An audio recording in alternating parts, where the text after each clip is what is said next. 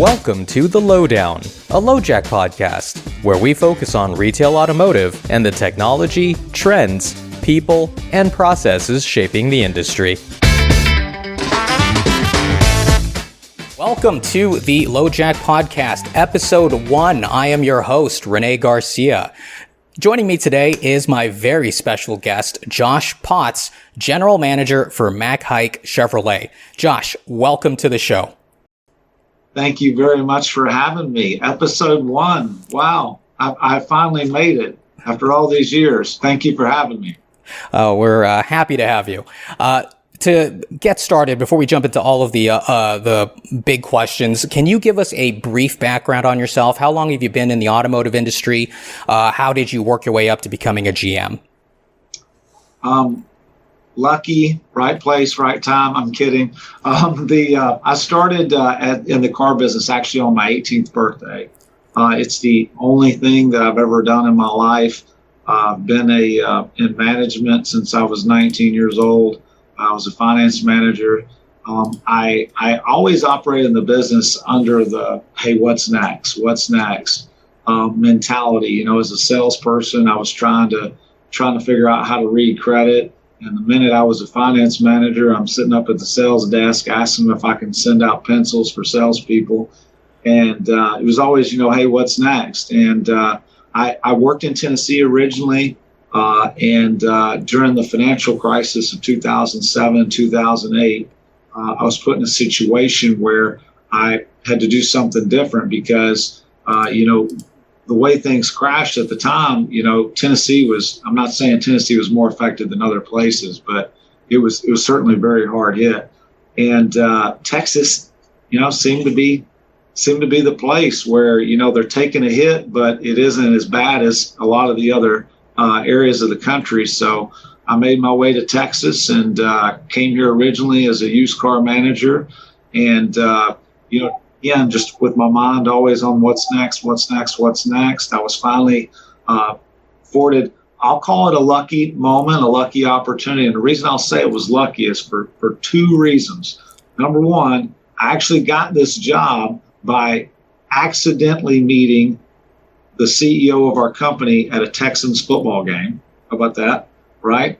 And then the second thing that I'll say is lucky is that Mac Haik Chevrolet under my leadership is a fantastic dealership, but it was already a fantastic dealership. I have to be honest when I say that. And typically speaking, when you're a first-time general manager, they don't let you have a store that's doing really well. It's like, hey, let me put you over here, and if you can fix this thing, then we'll give you a shot at something better. But I actually got a pretty good opportunity right off the bat. I credit our company for having the courage to make that decision.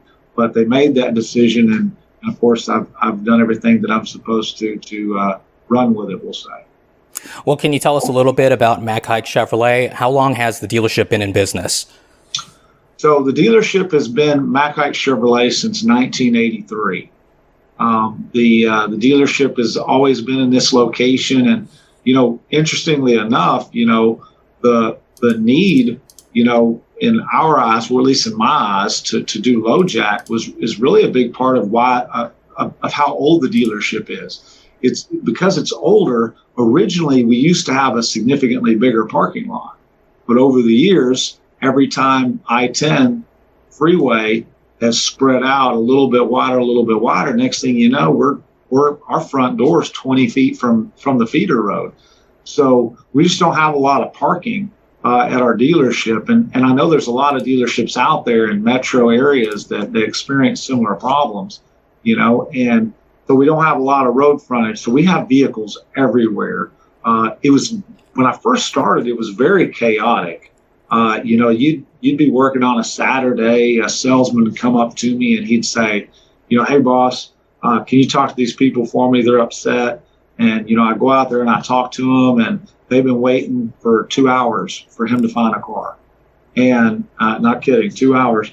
And the problem is when you have multiple lots like that, these guys drive, they're just driving around with a clicker from lot to lot to lot to lot. Well, if that doesn't work, then they have to physically go check VINs. And oftentimes, what do they find out? The battery's dead. So then they have to come back, get the jump box. If that doesn't work, they have to hope a technician's here to go change the battery. I mean, there's a lot that goes into it. But in any case, but our dealership's been here since 1983. We are currently the 12th largest volume Chevy dealership in the United States in terms of new car volume. We are consistently number one in Houston for new car volume for Chevrolet and certified pre-owned volume for Chevrolet as well. We're also a 16-time GM Dealer of the Year.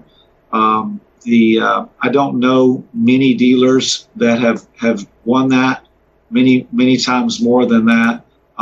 It's a fantastic dealership, and we really stay focused on taking care of customers, but also our employees as well. That's fantastic to hear. Going over your considerable amount of experience, I'm sure you've seen the industry evolve in a lot of different ways. Can you point out a couple of the biggest evolutions, and how did you adapt to those changes? I think one of the biggest evolutions there is that people don't talk about a lot. When you ask people all the time, what's changed the most, and they'll say, online, this or that. But to me personally, I think the biggest thing I've seen change over the years is customer service. Because when I first came up in the business, I mean, to say customer service was really an afterthought is 100% true. I think back to some of the things that we said and we were taught to say to customers, versus now, with the factories bringing in customer service and the internet kind of mixing into that, where you have reviews and word travels, people talk. And I think that the customer service aspects of the business is what's changed the most. And I think that it's one of those things that's changed the most. And not only has it changed for the better, it's something that I've personally really embraced. You say, how have I adapted with that? Is, it's something I've embraced. So the philosophy for my dealership is that if a customer makes it all the way to me, it's free. So in other words, if my managers don't take care of a customer and that situation gets to me, I'm taking care of my customers. I don't want anyone in the community bad talking our dealership. I remember as a salesperson selling used cars. I worked in used cars for a long time. I was a used car manager for a long time. And this is an example I'm talking about, where we're taught to tell customers that buy a car and they have a problem with it 2 days later. Oh, I'm sorry, man. It's as is. If it breaks in two halves, you own both. That was the word track that, we're given to customers, and now, I look at my dealership and we take care of it. We give every customer on used cars a 3-month, 3,000-mile warranty for free. Whether the car has 1,000 miles or 225,000 miles. Because if a customer has a problem in that short of a window, we want them to know that we care about you and that we don't want anyone in the community talking bad about us. And I've got to see as I've grown up in the business, some people that never embrace that kind of change, and I've watched their business slowly fall apart. And I think having that approach too is great for your employee satisfaction, because your employees know if they see that you care, they start to care. And if they see that you're taking care of their customers, they can work at your dealership with confidence. And the one line I tell all my people is that caring has to be genuine. It has to be real. You can't fake caring, and customers can feel that. And then, of course, the second thing, the most obvious aspect of the business is obviously internet in terms of pricing has really increased the competitive aspects of the business. From new cars to used cars, customers have access to so much more information than they used to have access to. And it's changed how we have to do business as dealers, because we have to act, operate, and think like a customer at all times, which means that if you're going to do research online before you buy a car, what should I be doing? Research online before I buy a car. And that's the way that this business has been affected the most. It's also the easiest identifiable aspect of the business that's changed so much, is that if you're a dealer and you're not putting any sort of effort into researching a car, pricing, how well the car's taken care of, any of those things prior to just throwing it out there for the world to see, then you're not going to be found. You're going to be digitally invisible. And I don't know that that's a successful business plan. And I think that you can see how those sort of things have affected the business and the emergence of your CarMaxes or your Carvanas and things like that. But I believe personally, just those two things jump out at me the most. The amount of information consumers have access to online, and then from the customer service aspect, just how much power they have to affect your business. Customers sometimes, I'm going to be honest, sometimes customers aren't fair about it. Just because, they don't feel like they should pay for something or they shouldn't have to do something. If you don't give it to them for free, they say, oh, well, I tell you what, I'm going to leave here and I'm going to immediately start posting reviews online. Or I'm going to go to the Better Business Bureau, or I'm going to get on your Facebook and start bashing you on all your posts.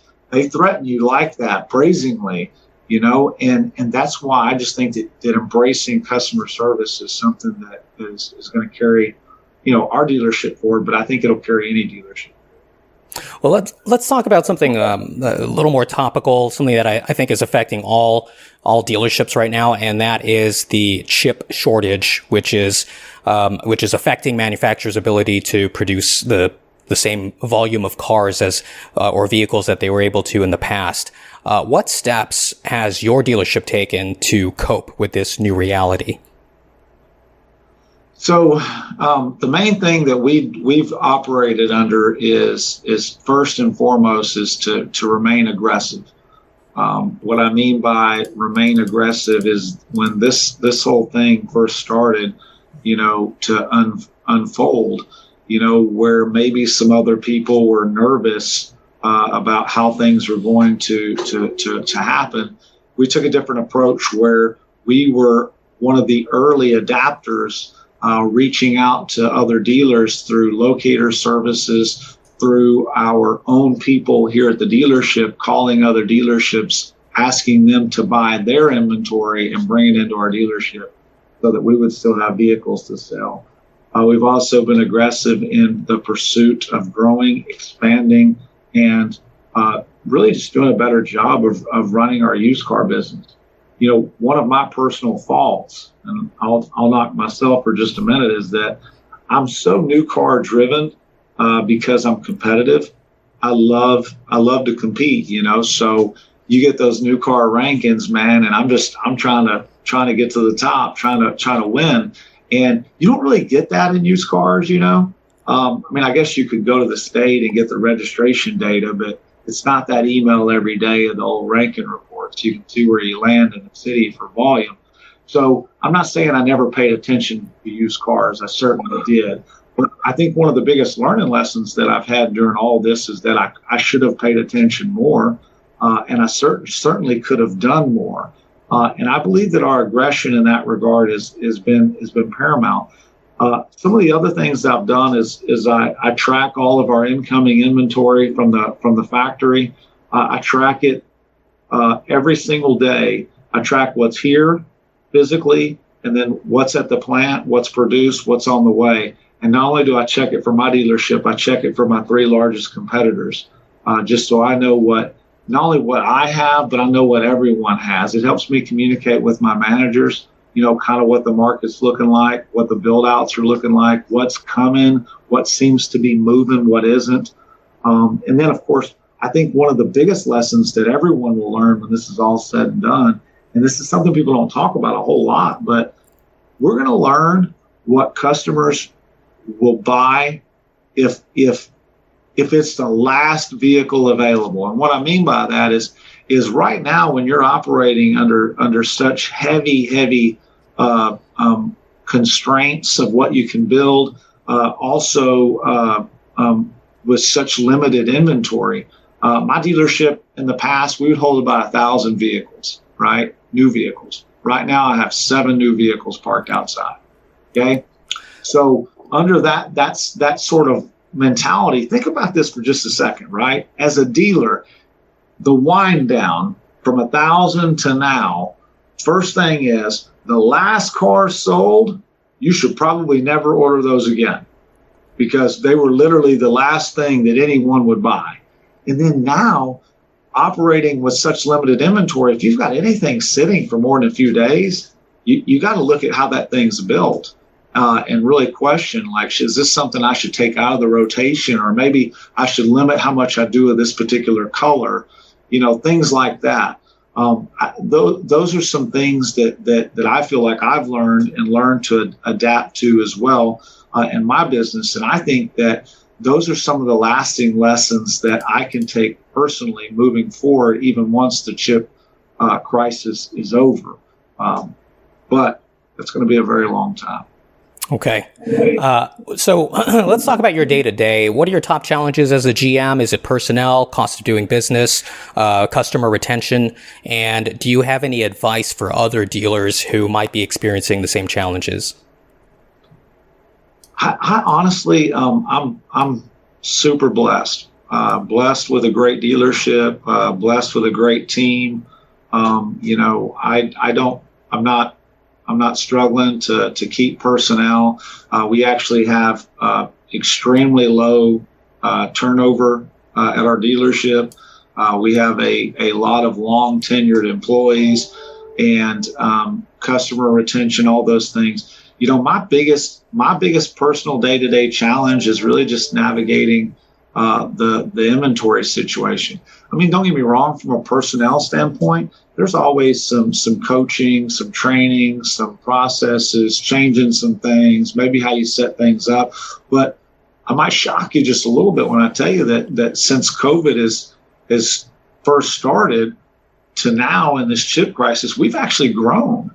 We've grown in new car volume. We've grown in used car volume. We've grown in our fixed operations. We're adding people. We're not laying people off. We're not taking people off of the books. We're adding people. Matter of fact, just 45 days ago, we added a sales manager to our new car department. So we had an extra person, extra hands on deck.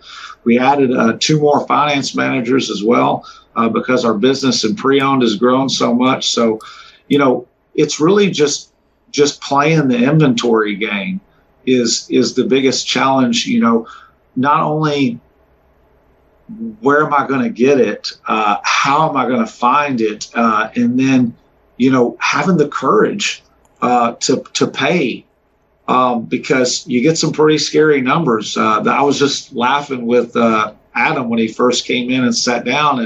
I'm going back and forth with a dealer online that I'm paying $6,000 over MSRP on a used Tahoe, and I'm literally doing it every day, and it's like a big part of my day has became inventory for used cars, inventory for new cars, managing it, checking it, and I would say for other GMs out there that. Right now, specifically speaking, if you're concerned about the inventory, if you're concerned about the future, because the chip shortage, it ain't going away. I mean, I'm telling you right now, you can bank on it the rest of this year. You can bank on it all of next year, being a problem. I personally, and this is just my guess, but I personally don't think that I don't think you'll see any real improvements till probably summer of 2023. And I say real improvements. And I say that because I think there'll be moments you'll see a spike, a little surge, or maybe you'll see a little influx here or there. But then as those materials are used to fulfill a backlog of vehicles, I'm telling you, I have almost 200 sold orders that we're waiting on. You know what I mean?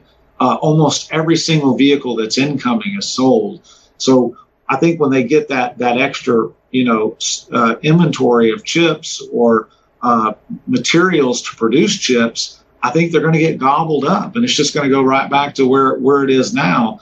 And I think it's not going away. So my advice is, if you're a GM in this world today, and you're not taking inventory, I don't mean just serious. That's a cliche statement. I'm talking about to the point where you're personally overseeing, managing, involved in, helping order. You're buying cars. You're the guy. Because I believe a general manager has two tasks. That's it. You only have two things you have to worry about, right? Your first job as a GM is to give your people everything they need to succeed.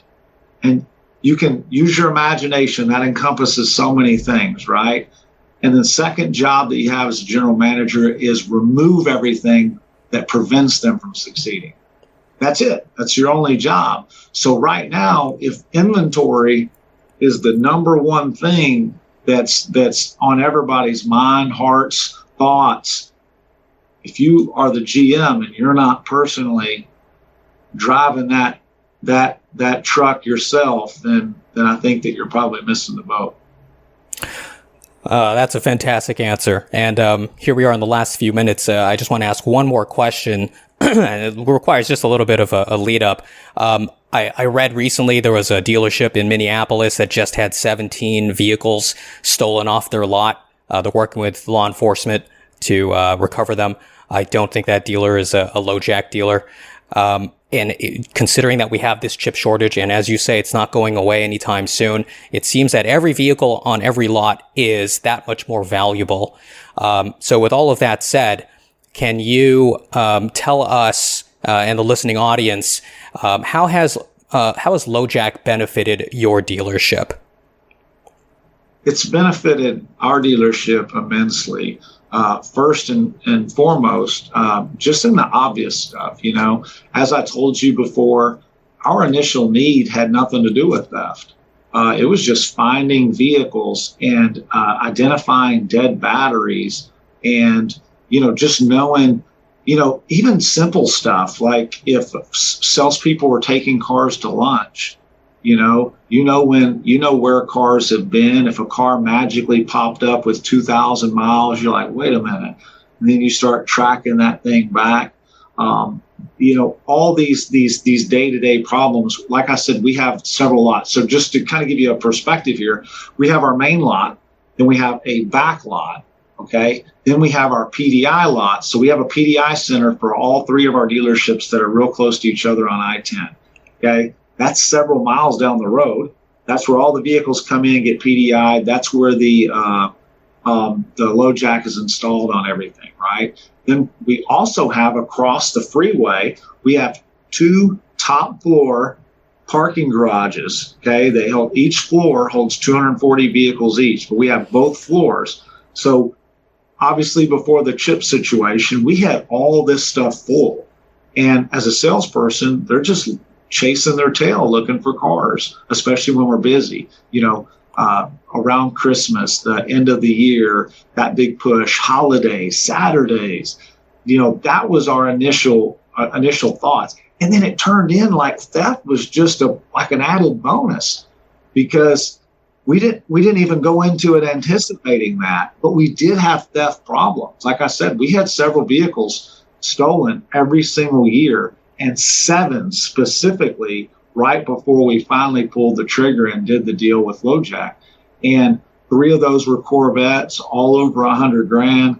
And the cops, now we're in Houston, Texas, so I can't speak for every single area of the country, but the cops in Houston, they would come in, they would immediately give us it ain't ever coming back. And they told us constantly, they said they have so many theft cases and so many theft rings going around that they said that finding the vehicles virtually hopeless. And I can say with confidence, in all my time before we got LoJack put in, every single time we lost a car, we never got one back. Not one time, not ever. And then, of course, we made the switch. We put LoJack in our cars, and we didn't have anything we didn't have anything that was stolen anymore. And then every once in a while we would have something. We had one vehicle stolen, for example. I got the alert on my phone at 5 a.m., raced down personally on the phone with the cops, telling them where it is. We got that vehicle back. We had another situation where we sold a customer a car. We did everything we're supposed to do when we sold the car. Okay, did everything we're supposed to do, and the customer, it was a fraud situation. We contracted the deal through one bank, but then one of the other banks that we didn't do the deal through, they never gave us a call back on the deal. They called us back 2 hours later and they're like, "Hey, we think this is fraud." So we start doing a little digging. Sure enough, we found out it was, and we immediately hopped onto the LoJack, found out where the vehicle was, called the police. I'm sending them screenshots from my cell phone of where it is. I'm texting the detective, and then magically they find this guy. And it was just a great feeling to see the bad guys, because as a dealer, oftentimes we lose. Car gets stolen, we lose. And, you can have insurance, you can have the greatest insurance in the world, but losing a vehicle is a very humiliating, defeating feeling. You know what I mean? And then to take that a step further, back to what you asked, in today's times, I can't speak for every dealership out there, but like I said, we're the 12th largest Chevy dealership by volume in America, and I've got 7 cars, 7 brand new cars sitting out here. I do have used cars, so don't cry me a river or anything, but I do have 7 new cars, and if I lost one, man, I mean, insurance or not, yeah, I'm paying a deductible. Yeah, I lost a car, but I lost some income, man, some real income. And every single person that I've personally been involved with that's added this to their business has been very happy with it. But then to take it a step further, let me tell you about a third side of it that we didn't even anticipate, was selling it. Okay, so it was like, hey, how do we find our cars for our salespeople? Then it was like, oh, wow, we can prevent theft. And now it's turned into a big profit center too, because it's on our addendum. It's on our addendum on our cars, and it's something that our salespeople present to customers, and they see value in it. Customers, they want to have it, they want to buy it, and I even have another funny, and I hate to be so long-winded, but I have another funny success story. We had a customer come in one time, and he said he wanted to cancel his gap in warranty, and he wanted to know what that process would look like. And he sits down with one of the finance managers, and he's talking to the finance manager, and he's like, yeah, my car got stolen. And the finance manager's like, really? And he said, yeah. And he's looking up his gap in his warranty. He goes, what? He goes, did you not get LoJack to find it? And the guy goes, I forgot I had that. And it was like this aha moment, right? He literally, with the finance manager, he logs in on the spot and pings his car. It's off of I-45. It's still in Houston. He gets on the phone with the police, and 35 minutes later, they arrested the person. He got his vehicle back. He did not have to cancel his gap in his warranty. So it saved us some money too. But it was cool to see, It was cool to see him have that that moment of getting his car back. So just lots of surprises along the way in our journey as a business with LoJack. But in that journey, I can say that I've definitely been pleasantly surprised at each little turn of value. I think I did a little study at one point, and it wasn't even the end of the year. It wasn't even the whole year. I think we had accounted for all the LoJacks we had sold, everything that from the installs to the parts to everything that we had done, and we took everything into account, and we had made like $645,000 on selling LoJack at our dealership. So not only are we making money, excuse me, I said that backwards. Not only are we finding our cars, our batteries aren't dead, we're not getting them stolen, and we get paid to do it. It's like, come on. It's a no-brainer. Absolutely. And I think that is a great place to end the interview. And let me let you get back to managing your dealership. Really appreciate the time. Before we go, is there anything else you wanted to add? No, I couldn't see your thing. I couldn't read it. I'm sorry. I had a note. I'm like, I can't see it, bro. So, okay. I must be getting old. I can't see that far. So, all right. Well, Josh, thank you so much for being part of the show, and that's it for us. We'll see you in the next episode. Thank you, man. Appreciate it.